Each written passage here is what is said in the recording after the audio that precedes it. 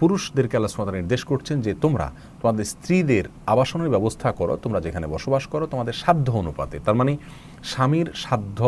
এবং তার অ্যাবিলিটি অনুপাতে, যেরকম অ্যাবিলিটি আছে সেই অনুপাতে তার স্ত্রীকে আবাসনের ব্যবস্থা করতে হবে। এটি আল্লাহ সুবহানাহু ওয়া তাআলার নির্দেশ। এখন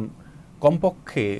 কতটুকু ব্যবস্থাপনা করলে আবাসনের স্বামী তার দায়মুক্ত হবেন বা তার কর্তব্য আদায় করা হবে, এ প্রসঙ্গে প্রায় সকল ফুকাহা একরামের মত হলো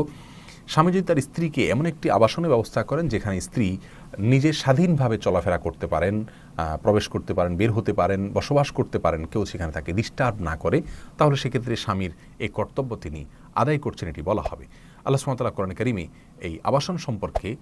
যে নির্দেশ জারি করেছেন তার শেষে আল্লাহ সুবহানাহু ওয়া তাআলা বলেছেন ওয়ালা তুদাররুহুন্না লিতুদাইয়িকু আলাইহিন্না, আর স্ত্রীদেরকে কষ্ট দিও না,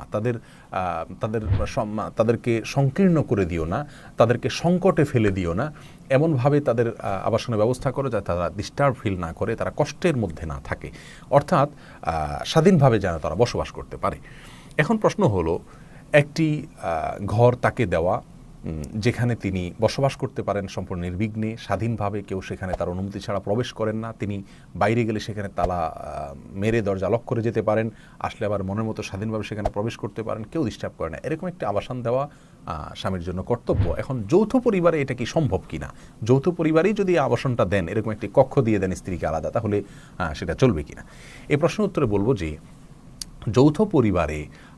এরকম আবাসন যদি দেন স্বামী, তাহলে দুই শর্ত সাপেক্ষে তার আবাসন দেওয়ার কর্তব্য তিনি পালন করেছেন বলা যাবে। প্রথম শর্ত হলো যে তাকে স্বাধীনভাবে একটা কক্ষ দিতে হবে, যেটা সবই বললাম, অর্থাৎ তিনি ওই কক্ষে তার মতো করে তিনি বসবাস করবেন, কেউ সেখানে ননদ হোক, দেবর হোক, ভাসুর হোক, শাশুড়ি হোক, কেউ সেখানে তার অনুমতি ছাড়া প্রবেশ করবে না, তার কোনো কিছু হাতাহাতি করবে না এবং ঘাটাঘাটি করবে না, তার কোনো